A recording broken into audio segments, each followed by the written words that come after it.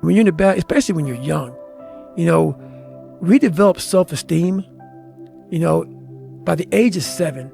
If you're not good by the age of 7 or 8 years old, you have a good chance of being the rest of your life. So if your parents or you came up wrong, and then 7 or 8, if you don't have the self-esteem, but you fucking grind, you're like, I want to be better. When you get to where I got or where I am, it's almost like you can't believe the journey. Like I talk about in that fucking VFW, and I'm in the first chapter of that book, man. I'm sitting in that audience with all those fucking people, and I'm about to get the, Americanism Award.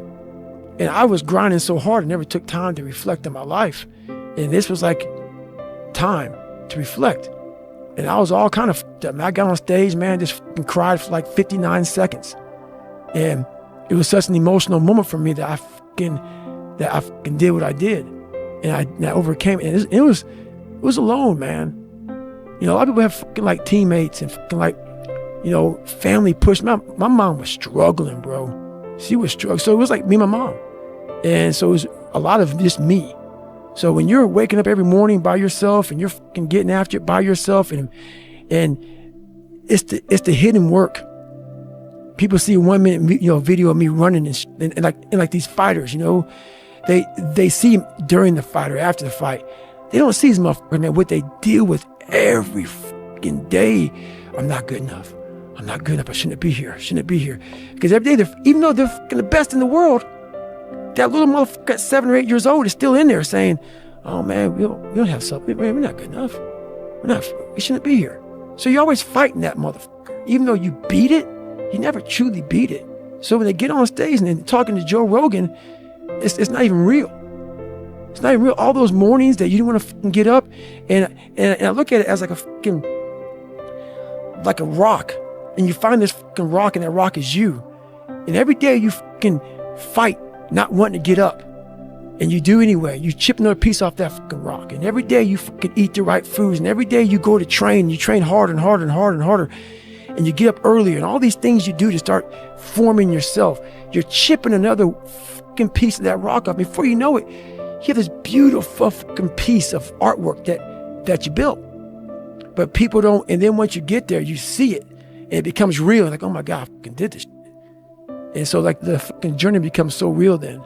But so many people aren't willing to fucking chip away at that stone that is them, to start chipping off those fucking rough edges. When I was a SEAL recruiter, I got invited to MIT. Smart ass motherfuckers there, man. I'm not that. I'm just a good animal. I'm a knuckle dragger. There was this guy there, I forget his name, but he was like the top head guy. Old white guy, all geniused out. And we were on this panel, and they were asking us all these questions about the mind, mental toughness, and he was answering them. And I wasn't answering many questions. And I'll never forget, he was just answering them off of theory. He never put his fucking ass in. You read a bunch of books, and you think that you know how the fucking mind works and shit. I had gone through hell since a kid, and then all the way up until now. So I know, so that theory is bullshit. Yeah, there's a lot of good stuff out there you can read from people, but I had lived hell. And when you put yourself in hell, that's the only time you can figure out how to get through that motherfucker. You can't read somebody else's book about some theory on how to do some guy who sat up in a nice warm office and wrote some book with a nice cup of coffee in the fucking hand. No, I want to see that guy who immersed himself in fucking hell. And he thought about quitting and leaving and his wife and his kids. And why am I here? Is it worth it? All this crazy shit. And still said and found out a way to get through it. So basically that's the bottom line of it all. We all want to read about how we can quickly get somewhere. That's why the 6-minute abs and all sort of shit is so powerful. You may get some results from it, but they're not permanent. The permanent result comes from you. I say it all the time. You have to suffer. You have to make that a tattoo on your fucking brain. So when that hard time comes again, you don't forget it. You may forget it for a second, but you can go back in the cookie jar, I call it. It's something that we've all endured. I call it the cookie jar, and we often forget how hard we are, but you gotta reflect back. Take a couple seconds to reflect. I've been through this, I've been through that. And then remind yourself, I'm a bad motherfucker. And then you can get through that. But if you don't believe it, you haven't endured, you're just blowing smoke, man. And you're not gonna get through anything. We all have a cookie jar inside us because life, being what it is, has always tested us. Even if you're feeling low and beat down by life right now, I guarantee you can think of a time or two when you overcame odds and tasted success. It doesn't have to be a big victory either. It can be something small. I know we all want the whole victory today, but when I was teaching myself to read, I would be happy when I could understand every word in a single paragraph. I knew I still had a long way to go to move from a third grade reading level to that of a senior in high school. But even a small win like that was enough to keep me interested in learning and finding more within myself. You don't drop 100 pounds in less than 3 months without losing 5 pounds in a week first. Those first 5 pounds I lost were a small accomplishment, and it doesn't sound like a lot, but at the time, it was proof that I could lose weight and that my goal, however improbable, was not impossible.